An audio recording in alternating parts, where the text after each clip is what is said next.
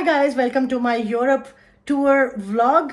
इस वक्त हम बार्सिलोना में अपने होटल रूम में पहुंच चुके हैं। It was a long tiring trip, लेकिन वी आर एक्साइटेड। हम बार्सिलोना में आ गए। बाहर बारिश भी हो रही है और हमारे साथ जुड़े रहिए अगर आपने यूरोप टूर हमारे साथ करना है। अभी हमने बहुत सारे कंट्रीज फिरने हैं, जिनमें बार्सिलोना, फ्रांस, स्पेन जिसमें हम अभी हैं।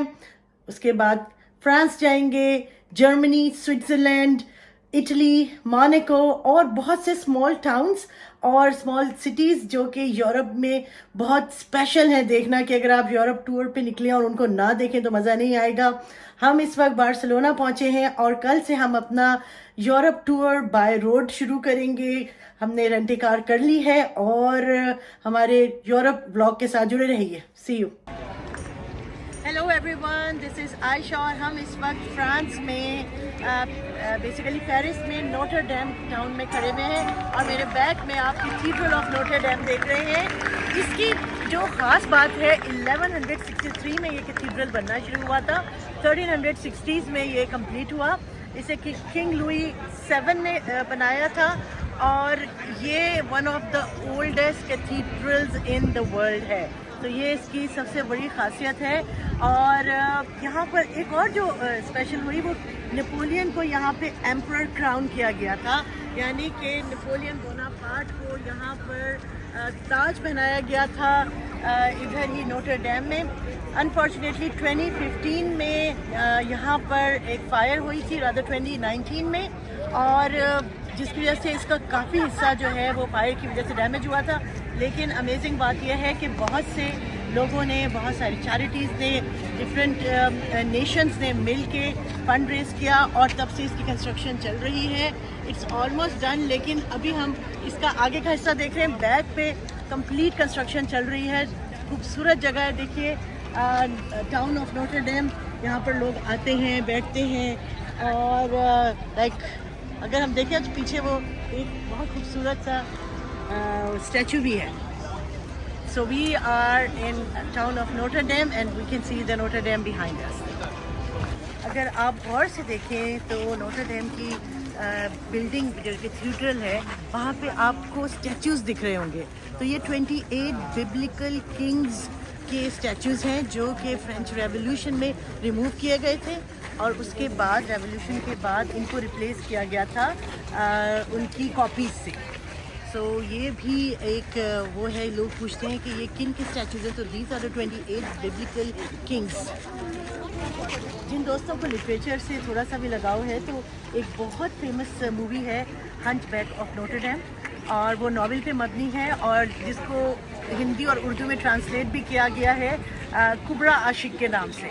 तो it basically it's a love story और वो इसी टाउन में बनी है, Hunchback of Notre Dame. Basically he was a guy in love in Notre Dame and he had a hunchback. So वो नॉवेल भी पढ़ा जाए, वो भी बहुत खूबसूरत है। ऑलराइट, ये बाटो बस है जो कि पेरिस में कैनाल है और यहाँ से आपको हॉप ऑन हॉप ऑफ है बेसिकली। और यहाँ पर जितने भी आपके मॉन्यूमेंट्स हैं, जिसमें Louvre, Eiffel tower, Notre Dame and so on, वो सब जगह पे आप हॉप एंड हॉप ऑफ पूरा डे का पास लेके तो इंजॉय कर सकते हैं। एक और बात, यूँ तो इसकी कोई हिस्टोरिकल वैल्यू नहीं है, लेकिन देखिए, इंसानी जहन की अपनी बात है, सोच है। बहुत से लोग यहाँ पर लॉक्स लगाते हैं और A+A या जो भी आप देखिए, मेरे ख्याल में ये मोहब्बत करने वाले जो हैं वो अपनी निशानी के तौर पर, या ये कि वो अपनी किसी ख्वाहिश के पूरा होने के लिए लगाते हैं। So come to Notre Dame, put a lock here and pray for the loved one. ये west side of Notre Dame है, अंडर कंस्ट्रक्शन है। जैसे बताया कि 2019 में एक ह्यूज फायर हुई थी जिसकी वजह से बहुत बड़ा हिस्सा नोटर डैम का इफेक्ट था। अब ये तब से अंडर कंस्ट्रक्शन है। हेलो एवरीवन, इस वक्त हम पेरिस, फ्रांस में लूव म्यूज़ियम के बाहर खड़े हुए हैं। इसकी स्पेशलिटी ये है कि ये it's a national museum of France इसमें 15th सेंचुरी से लेके 19th सेंचुरी तक के फ्रेंच शाहकार पेंटिंग और आर्ट की शक्ल में है। इसके 4 फ्लोर्स हैं और जो हमें बाहर दिख रहा है ये सारा बेसिकली तो अंडरग्राउंड है तमाम म्यूज़ियम। और ये जो पिरामिड है इधर से एंट्री होती है, इस पिरामिड से एंट्री होती है और नीचे एक दुनिया आबाद है। एक और स्पेशल बात यह है कि यहाँ पर ओरिजिनल मोनालिसा पेंटिंग भी है जो कि ज़ाहिर है सबको ही मालूम है। तो ये एक ऐसा हिस्टोरिकल प्लेस है, मॉन्यूमेंट है जो कि फ्रांस में पेरिस में मिस नहीं की जा सकती। तो लूव म्यूज़ियम ऑफ आर्ट्स जिसमें बेहिसाब आर्टिस्ट के नायाब शाहकार मौजूद हैं। हाय गाइस, इस वक्त हम पेरिस में खड़े हैं आर्क डी ट्रायम्फ के सामने।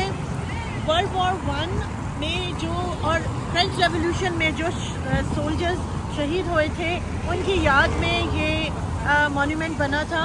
उन तमाम फॉलन सोल्जर्स के नाम भी यहाँ पर लिखे हुए हैं और अभी हम करीब से भी इसको जाकर देखते हैं। दूसरा ये कि एक फॉलन सोल्जर जिसका नेम जो नाम अननोन है उसकी भी यहाँ पर टूम है और वो इस तरह से है कि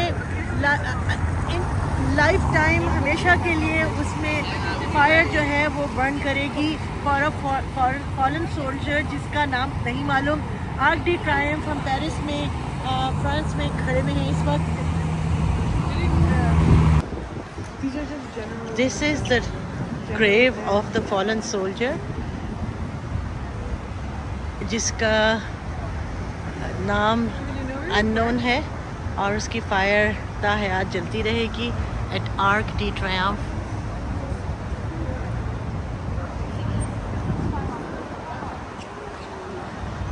पेरिस, फ्रांस।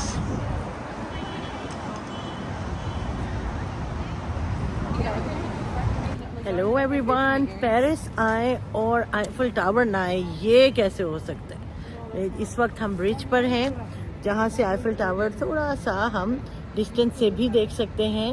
अगर ये देखिए, देयर वी गो। और ये दुनिया से लोग आते हैं आईफल टावर देखने। तो ये देखिए, इसमें इंटरेस्टिंग बात यह है कि हमें आईफल टावर जाने के लिए या पेरिस में मॉन्यूमेंट्स देखने के लिए ज़रूरी नहीं है कि हम टूर्स ही बुक कराएं। तो ये मैं इसकी इम्पोर्टेंस पे ज़्यादा ध्यान दूंगी and I will let you know how not to book a tour so expensive और उसके बगैर भी हम पेरिस की सैर कैसे कर सकते हैं, तमाम हिस्टोरिकल और प्लेसेस और मॉन्यूमेंट्स को देख सकते हैं बगैर टूर बुक कराए हुए। तो अभी चलते हैं आईफल टावर की तरफ। अभी हम थोड़ा सा ब्रिज से दूर से देख रहे थे। अब इंटरेस्टिंग बात यह है कि अभी हम जा रहे हैं आईफल टावर की तरफ और एक है सीन रिवर के साथ साथ जाने का और एक है मार्केट की तरफ से जाने का। So we have decided to walk on the road market से। ये देखें, एक और इंटरेस्टिंग बात ये है कि यूरोप का कॉन्सेप्ट ये है, लोग समझते हैं कि यहाँ पे ड्राइविंग नहीं हो सकती या रेंट कार के बजाय पैदल या बस का रखना चाहिए। नो डाउट बसिंग यहाँ पर आसान है, लेकिन अगर आपने काफ़ी सारे कंट्रीज़ ट्रैवल करने हैं यूरोप में तो फिर रेंट कार भी बैड ऑप्शन नहीं है। जैसे हम तो हमेशा रेंट कार ही करते हैं एयरपोर्ट से और फिर ट्रैवल करते हैं जितने भी कंट्रीज़ जाने हैं, तो कोई हार्ड नहीं है। अभी भी 4 यूरोस पर आवर पे हमने पार्क किया है, बिल्कुल आईफल टावर के समझिए करीब ही। इस वक्त तो कोई इतनी वॉक भी नहीं होती और देखिए बहुत कुछ आप थोड़े टाइम में कवर कर लेते हैं। ये देखिए, ये one of the largest mosque in France है। इसमें बहुत सारे प्रेयर रूम्स हैं, एक आउटडोर गार्डन है, एक छोटी लाइब्रेरी है, gift shop along with a cafe and restaurant. इस वक्त आप देख रहे हैं लाइब्रेरी जो कि बहुत खूबसूरत है और इसमें कदीम नुस्खे रखे हुए हैं कुरान पाक के। लाइब्रेरी से बिल्कुल मुत्तसिल साथ अटैच्ड खूबसूरत एक गार्डन है जिसकी आप देख सकते हैं फ्लोर बिल्कुल ज़मरुद ग्रीन ब्लू है जो कि इसकी खूबसूरती में इजाफा करता है। इसमें तरह तरह के फूल पौधे और नबातात हैं। दूर दूर से लोग इस मस्जिद को, इसके बागीचे को या इसके गार्डन को देखने के लिए आते हैं। मुसलमानों की बेहतरीन रिप्रेजेंटेशन करती है ये मस्जिद।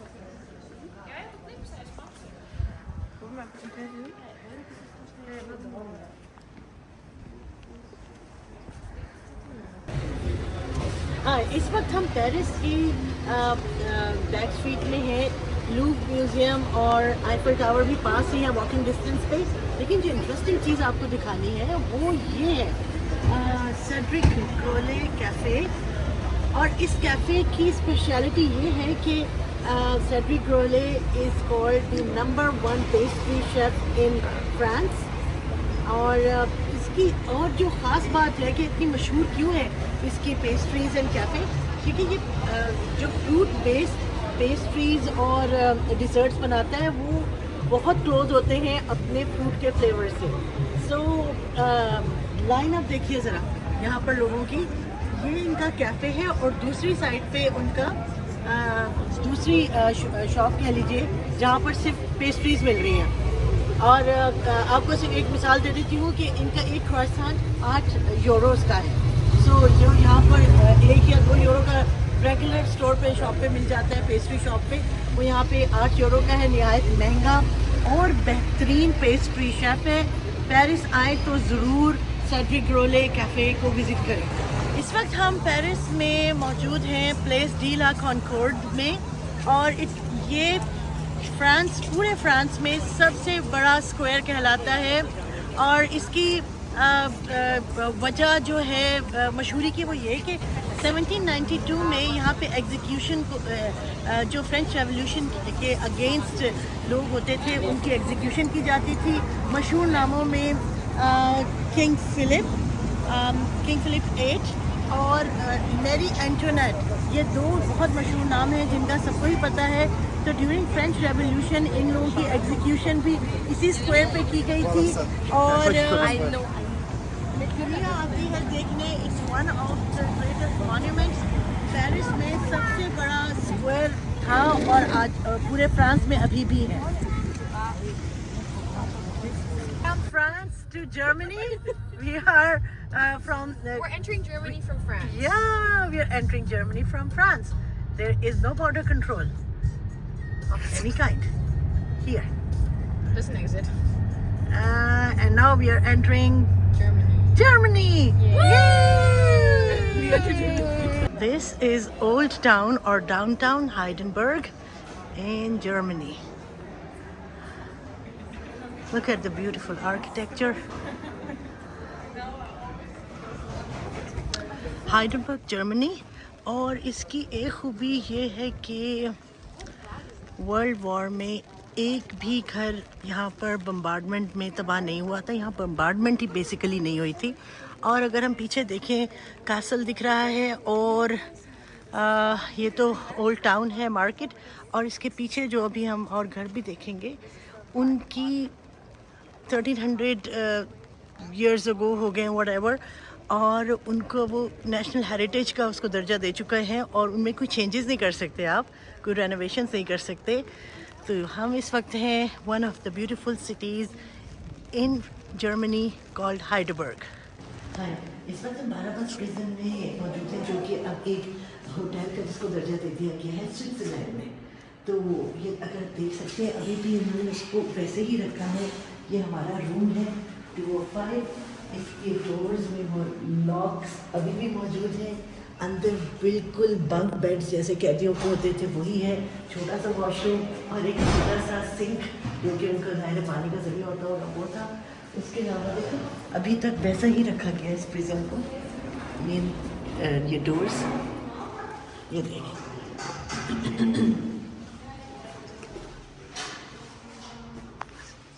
जर्मनी से हम पहुंचे स्विट्ज़रलैंड। इस वक्त हम लुसर्न में हैं जो कि स्विट्ज़रलैंड का सबसे खूबसूरत सिटी कहलाता है। It's a beautiful city. यहीं पर हम रात में भी रुके हैं और रात में हम लोगों ने ऐसा रेस्टोरेंट लिया था that used to be a prison after French revolution. वहाँ पर बजाते खुद वो जो होटल था वो खुद ही एक बहुत हिस्टोरिक सी जगह थी, बहुत मज़ा आया हमें वहाँ पे।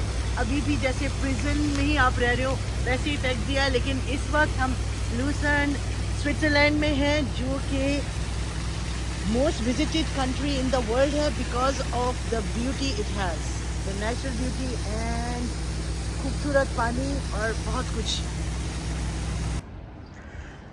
This is beautiful Lucerne in Switzerland, considered one of the most beautiful cities in Switzerland.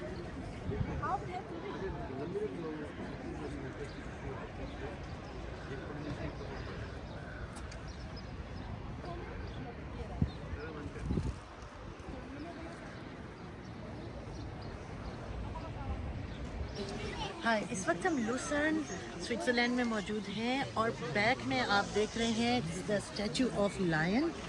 इसकी हिस्ट्री बताती है कि 1792 में पेरिस में हंड्रेड्स ऑफ स्विस सोल्जर्स को रेवोल्यूशनरीज ने किल किया था, मर्डर किया था। उनकी मेमोरी में ये 1812 में मेमोरियल बना था। और अगर हम यहाँ देखें तो ये lion, it's a sad picture, like sad statue of a lion where the lion is crying. और लायन के बॉडी में स्पीयर यानी नेज़ा जो है वो पिरोया हुआ है, जो कि और वो फॉलन सोल्जर्स की शील्ड्स पर जो ढाल है उस पर सर रखे हुए बेसिकली रो रहा है। तो ये एक anti revolutionary statue of a lion है, जो कि फॉलन सोल्जर्स 1792 में जो कि पेरिस में मर्डर हुए थे उनकी मेमोरी में बनाया गया है। इसका जो स्टैचू का डिज़ाइन है वो रोमन आर्टिस्ट है, रोमन स्कल्पटर, उसने बनाया था। और ये पूरी दुनिया से लोग आते हैं और ये खूबसूरत लायन स्टैचू देखते हैं lucerne Switzerland. Vlog Europe tour पे मैंने इतनी सारी वीडियोस एक्साइटमेंट में कंपाइल कर ली हैं कि जब हम उन्हें इकट्ठा कर रहे हैं तो it's going to be a very long video, जिसको अब ये हमने किया है कि उसको 5 या 6 एपिसोड्स में या 5 और 6 पार्ट्स में हम लोग रिलीज कर रहे हैं, ताकि व्यूअर्स जो हैं वो बोर भी ना हो और हम डिटेल में जो भी अपना यूरोप टूर एक्सप्लोरेशन थी वो व्लॉग आपको 10 या 12 मिनट्स का हर वीडियो मिलती रहे। तो हमारे साथ जुड़े रहे। अभी हमने लेक कोमो, फ्लोरेंस, मिलान, पीसा, इटली के बहुत सारे सिटीज़ देखने हैं, बहुत सारी आपको जगह दिखानी है। हमारे साथ जुड़े रहिए यूरोप व्लॉग में।